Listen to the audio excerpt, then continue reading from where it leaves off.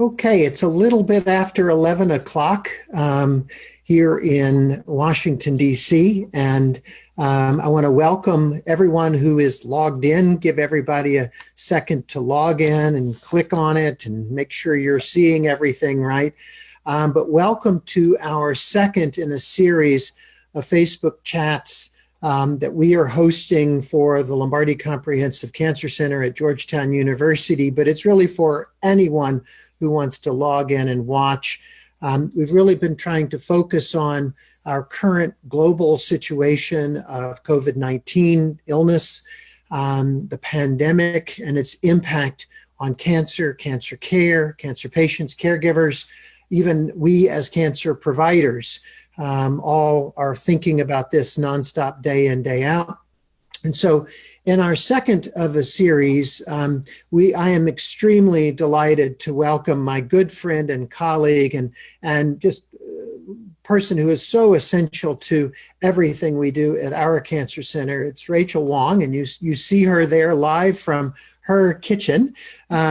She oversees all of our nutritional support and dietary support for our entire cancer center. And she is incredibly busy, as you might imagine, answering all of our questions, everything from what should I be eating to how do I manage this TPN for that patient. And so she's really an expert in the field. And I am so lucky to work with her day in and day out. And we thought it would be useful for all of us, quite honestly, to hear her thoughts on nutrition in this most unusual of circumstances that we are all under, of staying in place, eating at home, or and maybe all the different things that we're going through as part of this, and what is it about our nutrition.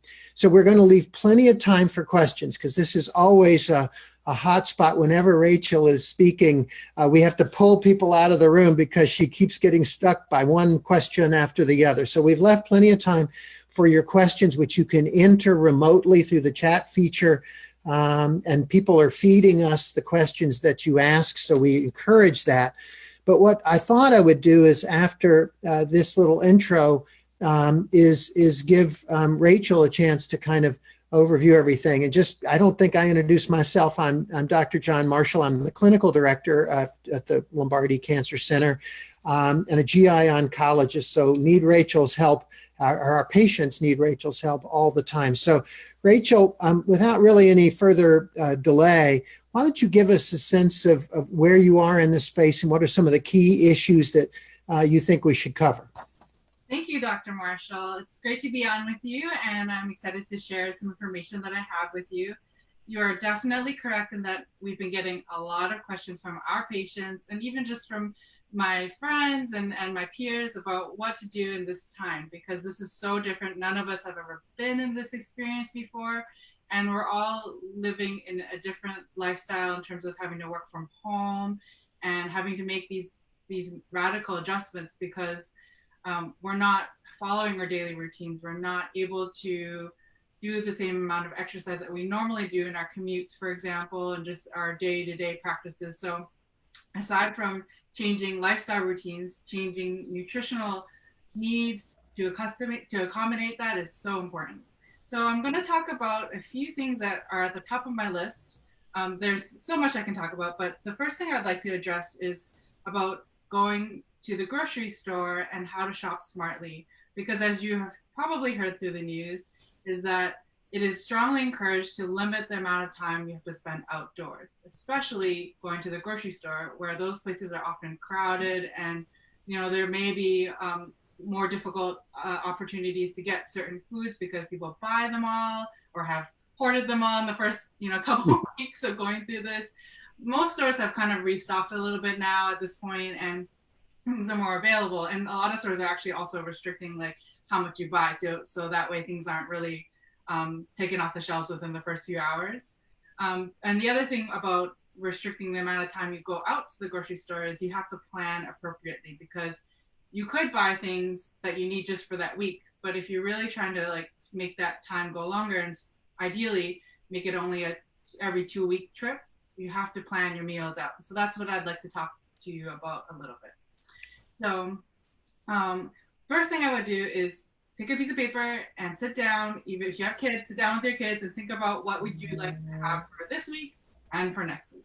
Kind of think about the meals that are easy to prepare, and then also you want to consider like what meals and what foods you will need to make those meals. So for example, chili. Chili is a great dish that you can make, and it doesn't require a lot of pre-refrigerated foods. You can have frozen meat in the freezer that you can store. So that can be made like 2 weeks from now, because the other ingredients, like the tomatoes, can be canned diced tomatoes. I think I have something like that here. Canned tomatoes, and actually, yes, you can put corn in your chili. So all these things can be stored away and prepared when you want them. And So what's the right rule with chili? Can you put pasta with it or not? Is there like, are you a pasta pro chili? No. I think anything you want. Like it, because you're the one going to be eating it. Yeah, that's right. And chili goes great on other starches like potato, or even rice. This is a great add. So so that's an option, for example. But then there's other foods that maybe you would want to buy that requires a little bit more fresh produce, and things that are needed to be in the refrigerator that are to be consumed sooner, like if you had salad. So you can plan your meals and say, this week I'll have salads, and do maybe a salad with salmon on top. Salmon can be kept in your refrigerator or freezer, and that can be consumed within the current week. And then if you're buying other vegetables like carrots, they keep for a long time. Cabbage keeps for a long time. Potatoes, sweet potato, you can keep them on your table. Even honestly, like buying tomatoes. So you can buy foods that are less ripe, because most of the time you go to the store and you're thinking to buy like ripe foods, or things that are going to taste good. But if you look for example, like a tomato that's more firm to touch, it will take longer to ripen. So it can last maybe 4 or 5 days before you, or even longer. I think I bought these last week on Thursday, and I made sure to kind of feel them out and make sure that they were actually pretty firm and not feeling that ripe, because ripe tomatoes will feel a little bit. You can have a push to it, and they'll probably be a little fragrant. So they've been sitting on my countertop. I've just been checking them, and they're definitely ready to be cooked now. This is like a week now, but that can help also gauge the amount of time you need to like cook certain dishes. So so salads, for example, is something that you might want to prepare within the current week, and then maybe some things like chili, you can use like the non-perishable foods to make. And other casserole type dishes that can require like frozen foods in the freezer to prepare. So if, we're at our house, at least we're kind of, what are we going to have for dinner tonight? We're not really thinking too far out normally. Yes. Are there any like resources? I mean, I have trouble even thinking what I'm going to have for dinner tonight, that might help map out some menus or ideas about going for a week or two to the store? Yeah, so there are definitely a number of resources available through both government websites like the FDA, but also with your local sites. So since we're in DC, actually the DC Mayor Bowser has a website set up. I think it's coronavirus.gov/food, I believe. And it has like resources on shopping, but it also has resources for individuals who are in need of assistance for shopping. And that's something I want to talk about in a little bit too. Also, in general, like you don't necessarily need to follow government resources. You can find a lot of information on people's blogs. They have a lot of suggestions, because everybody's in the same boat. So a lot of people will share their ideas, and you can kind of craft that up to modify for your family, but it is important to also think about like what you guys like to eat, because other people will post things that they make, but that might not necessarily suit the taste of your family's food preferences. So think about that when you're preparing, but writing down that list and then writing down the ingredients. Often what I do is I like to cook a lot, so I'll look at recipes, Epicurious, like different website blogs, and kind of think about, okay, I'll make this and this will last me 3 days. I'll make this dish, it'll last me 2 meals. And then kind of plan, okay, these are going to be my dinner meals, and this is what's going to be for lunch, and that'll get me through the week. And oftentimes, like normally when I'm at work, I'll pre-prepare it like on the weekend when I can, and freeze or refrigerate it for food safety reasons. And you can still do the same even at home, because you're going to be busy. You're going to be taking care of the kids. You're going to be doing chores and working. So continuing with that meal planning and prepping is actually really important to stick with. Yeah, maybe talk a little bit about, the actual trip to the store. From a medical perspective, we are trying to limit exposures to other people. So it's still the physical distancing, now masks when you go to a place like a grocery store for sure, because you can't guarantee distance in a place like that. I was in a grocery store about a week or so ago, and I thought normally I like to pick up that tomato and feel it. But then if it's not right, I put it back down. So everyone is probably doing that. Could you talk a little bit about even the physical, touching and bringing home the foods? And I know you had sent a website around of somebody who was even arguing of how to clean off your stuff as it came through the house. Where are you in that space in terms of it transmitting the disease? And how extra safe do we need to be when we go to a grocery store? So that's a great question, and that's something that's been on everybody's minds because we have to go to the grocery store to get the food that we need to make. It is certainly important to practice the 6-foot distancing or more when you're at the store. So if you have somebody getting food at the herb section, you should wait after they're finished, and then you can step in. Yeah, I would recommend that you avoid going at the same time with somebody else trying to pick up the same fruit or vegetable. That's an important thing to practice when you're at the store. But the other thing is that you're right. People are touching different things, and you don't know where maybe the virus could be lurking. So what do you do when you get it? So don't be afraid to buy the foods, because there's no research or evidence that has shown that the virus is transmitted through food if you eat it.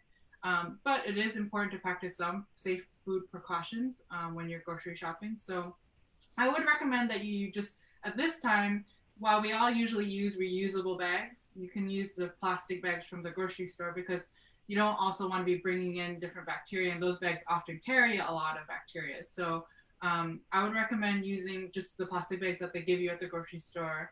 And then when you come home, I just prepared a sample bag, but let's say you have all your food in the plastic bag here. Generally what you'd want to do is kind of have a clean table and have half your table for your new groceries, so you could put it down on this side, and the other half for when you're having clean groceries. And all I would do, you can just use your bare hands because you'll wash them after. And this is important, especially if you are immunocompromised, if you have some illness that you're dealing with. So especially for our cancer patients, this is something I've been asked a lot about. And you don't need to go so crazy because, again, there's no evidence that it's transmitted in food, but you can certainly practice by, for example, using some antibacterial wipes. And for example, here, you take the wipe and then you just wipe the box side all around, and then you just pop it on the other side, okay? And you can really do that for most products, okay? When it comes to fruits and vegetables that are kind of loose, to be extra safe, you can certainly rinse them under water, but you don't need to be using sanitizer or chemicals on your fruits and vegetables. And there hasn't been any data on fruits and vegetables, again, any foods transmitting the virus. So as long as you're washing for about 20 seconds underwater, just dry, and then if certain foods need to go in the refrigerator, then put it in the refrigerator. Yeah. And hopefully that can help a little bit to give you some guidance. And then the bag, you can just put in another clean plastic bag and let that either dispose of it again in the future, and wash your hands. Yeah. Good. I mean, I do think there's evidence. There's a New England Journal paper for those who read that sort of thing just recently about the half-life of virus on different surfaces and the like. So we do think it can stick around for a little while. Now, we're all trying to be careful, even when we're at the store, so not to expose others if we think we've got it. So I think the advice of, those who are particularly the immunocompromised people or people who might be at higher risk to take those extra steps. I've heard some people leave their food in their garage for a day. That may work actually in terms of half-life and things like that. So, but at least be conscious of it, I think is the lesson. We don't want people to obsess about it but at the same time, but what you're saying is that you still can get fresh fruits and vegetables, and everything doesn't have to be canned for that reason. Is that right? Yes, and the other thing to think about is general food safety and practices. So think about if you're going to be cooking these foods, the bacteria and virus, whatever living is living in that food. If you're cooking it to temperature, boiling it, it will be killed. So if you're making chili, for example, you should not have to be worried about like what's lurking around in the chili because it's going to be fully cooked. And the other thing is remember basic information in terms of food safety. Don't leave open cooked food on the table for more than 2 hours. Things should be put away promptly after cooking. And especially even when coming from the store, you do not want to be leaving poultry or any meats out in the garage for a day. Those things need to be brought in and put in the refrigerator to prevent bacteria from growing. So just shifting gears just a little bit, if your house is like my house, there is more cooking going on for sure than was before. And there's regular cookies being made and brownies, and in addition to the normal everyday 3 meals. And so, but I also know that our dogs are exhausted from all the walking that they have been put through.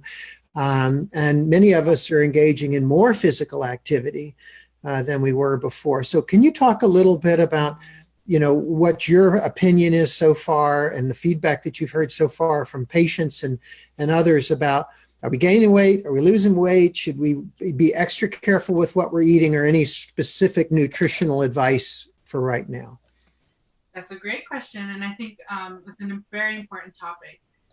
While we are at home, our lifestyles are changing, and so is oftentimes what we're eating. There is a lot of stress that can impact how we eat, how our appetites are. It can impact how we sleep, which also impacts your appetite. So my best recommendation is actually to try to maintain as regular of a routine as possible that you would normally keep with your work schedule in terms of your sleep and wake schedules. Because if you're depriving yourself of sleep by staying up late now because you don't have to go into the office and sleeping only 6 hours, over time that causes your body to feel to produce different hormones that can actually increase your appetite, and that can cause you to do a little bit more snacking on things that you would not necessarily have on a normal basis.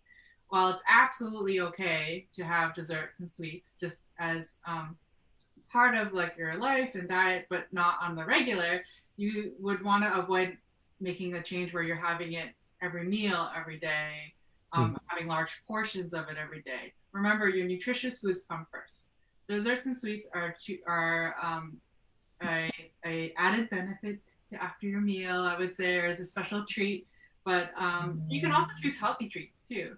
You don't have to have cookies, or you can make cookies in a healthier way, or make a banana bread with whole wheat flour. So there's other ways to add nutritious foods to certain sweets. But I think to answer your question mostly is keep to your routine as best possible. Set an alarm. That's key. Wake up at certain times. Even write down, like your meal planning, write down when your meals are going to be so that you keep that routine. Because that will definitely help with satisfying, like keeping your hunger at bay in terms of not letting yourself go too long without eating. And then you're really, really hungry and you eat unhealthy foods, for example. And then I was thinking maybe it's sort of boredom too, that you've done your work for the day, or maybe you're not working at all, and all of a sudden you've gone from busy to not busy. And now even let's say you're a cancer patient, they don't even want to come, go to the clinic. You're going to do it on computer. So you're just spending a lot more time at home.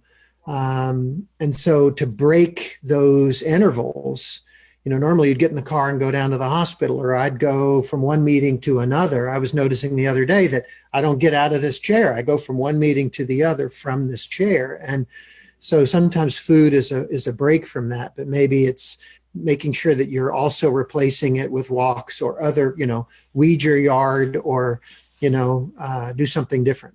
Flowers.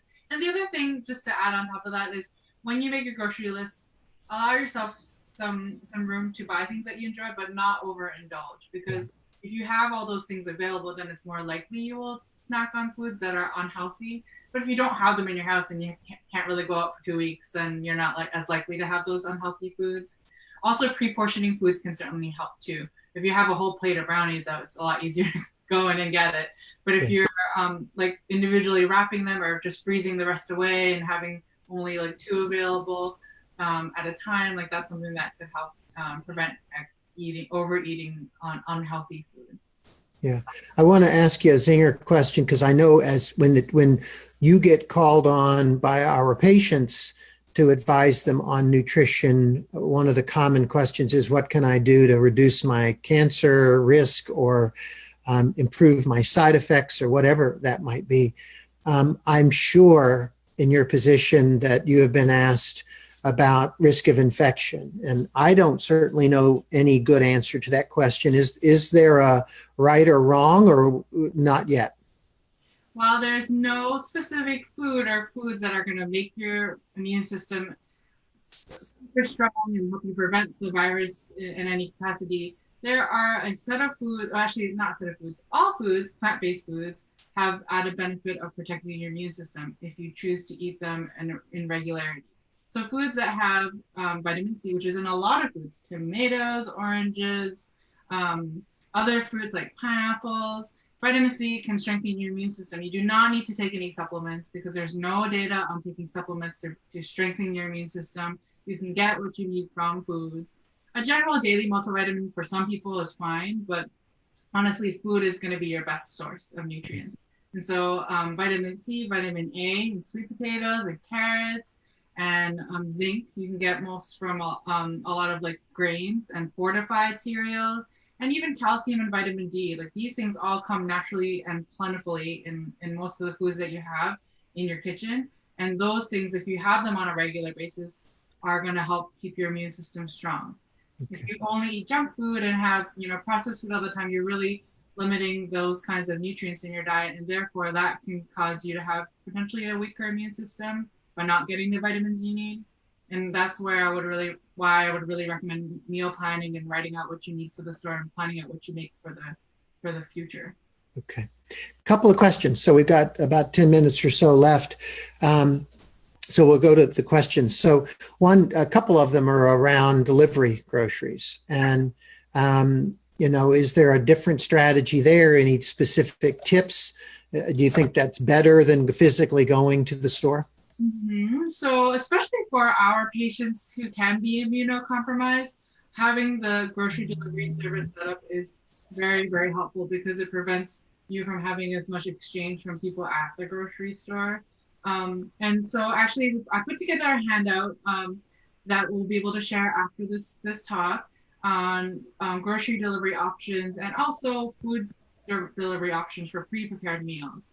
So you can make use of actually most grocery stores like Giant, they have Peapod and Safeway, Instacart, Amazon Fresh. So there's a lot of different grocery stores, and they have each of their own options in terms of food delivery, or even curbside pickup is another option that will allow you to have less contact.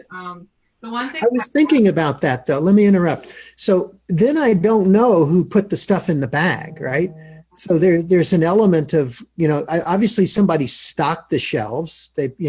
Some employee stocked the shelves, but what happens with the pre-order stuff or the delivery stuff is some person goes around the store and puts it in the bag, right? I'm assuming they're gloved and they're doing all those things, but in some ways that's one more variable in the process. Yeah, so that's another reason why you still should use caution when you're bringing groceries in, and if you feel most comfortable, you can do the wipe down process that I suggested, and just using your common sense too. And most of these people who do these grocery shopping, like anybody who does any delivery work, should really be practicing self-care and not doing it obviously if they're ill. And those things are really important to consider. But that's a really good point. Another interesting point that I've received from a lot of my patients is that the grocery services are overloaded with these delivery requests. So it does take time. And so I want you to be aware that if you don't get an appointment right away, most of my peers who've done it or my patients who have done it have found success by repeatedly kind of logging in and just trying to click on schedule delivery. And it eventually does happen, but don't be discouraged if it's not available. You'll come back and keep checking. And then once you are able to get in the system, then schedule your deliveries. But I would recommend doing the long-term grocery shopping practices that I suggested, even online grocery, because then you can Yeah. really limit it so that you're not trying to deliver every single week. And that way you leave space for other people who actually do need the groceries too. Okay. Let me ask you a hard question is, I know you thought this through. You know, a lot of people are not working right now. And so their month salaries or their amount to spend has fallen. Are there any tips of trying to balance, you know, maintaining your proteins and all the good things that you know we need, and budgets? Yes, yes, this is a really good topic. So, um, what I would utilize, you're still getting mail and you're getting a lot of the grocery store flyers in the mail. So I would recommend while you're meal planning is key because if you just go to the store or if you're just online clicking around things, you're not going to be able to know what things are on sale and what things are going to be more affordable. So things that are oftentimes that you can use are the in-person flyers, but actually on your cell phone you can download an app. So for example, I have a Giant that's close to me and they have their own app. So I like oftentimes have downloaded the app, and then they have the weekly flyer section, and they also have personalized coupons. So I have saved like $40 on a trip, you know, at a time. If you're really strategically looking at what you would like to buy in terms of what you want to cook, and that can save you a lot of money doing that route. And a lot of the other stores have that option too. But also when you're at the store, you want to think about buying things not necessarily name brand, store brand. So this is Kirkland, you know, because store brand options are going to be practically the same, and you can find healthier canned foods like this is Harris Teeter's no salt added black beans. So you can find healthier, low sodium options that are more affordable. And beans, obviously, like canned foods are going to be non-perishable, last a long time, and are affordable. You can get them on oftentimes for less than $1 if you can. Yeah. And then also I wanted to share. So milk is a lot of people do drink milk for their calcium, and you can get like actually shelf stable dairy. And so this is like Costco's Kirkland style, Kirkland brand, like non refrigerated milk, and that will last. This one's soy milk, but it will last. What's the expiration date on here? October 2020. So you got some time. Hopefully, we'll be out of the. Yeah, hopefully. We've been going back through, you'll be mad at me for this. We've been trying to use up stuff, right? That we're using this opportunity, and I think some ingredients went into some cookies yesterday at my house that were really old. So we won't talk about that, but so far so good. We've survived that experience so far. Are there some? I think with other areas, there's some food assistance programs. I think there probably are based on the region where you live. Is that right? So I wanted to share a few. So like for DC, specifically for DC, especially for those who are seniors, the DC Office on Aging has a support program, and they can be reached at 202-724-5626, and they can get an assessment done and receive support that way. But also programs like Food and Friends is based in DC, and they also serve Virginia and Maryland. They also provide support for those who have cancer or any illness, Yeah. need support. And then other programs for non-ill people necessarily, but like women, infants, and children, they have, it's WIC, they have a support program. And then you can do a lot of search online. In our area, there's the Capital Area Food Bank, and they are a really great resource to find out what options are available specifically tailored to you by location and what you need. And they have a generator that if you put in what you need, it will show up like what kinds of food support you need, not just food, but like other life necessities, and what programs are available to you. So those things are key. And I think there, don't let yourself go hungry. There are Yeah. a lot of support services available. You can ask your doctor if they can give you a resource for somebody to talk to.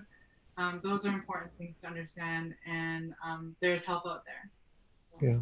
Okay. Well, we basically, as predicted, went through our 30 minutes pretty quickly. I think let me just double check that we've answered all the questions that people have sent in. So one, basically, somebody has said, can you repeat that phone number a little louder so we can make sure and capture that? Sure. It's 202-724-5626. And that's what? What's the name of that? With the DC Department of Aging and Community Living Hotline. Okay. And they can do an assessment and kind of help guide you to getting the food support you need if you're an elderly citizen. Okay. Okay. Well, Rachel, this, of course, it was great. I learned, as always, whenever I listen to you. So thank you. And I think you've given everybody a lot of fabulous tips on sort of managing. I'm going to make chili tonight, I think, because I'm hungry for that. But we really appreciate all the time that you're spending both at home and at the office to keep all of us, not only our patients, but us too, in good shape. So for those who are listening in, I hope it's been an enjoyable and useful session together. And we hope to come back to you next week with yet another topic. So goodbye, everybody. And again, Rachel, thank you.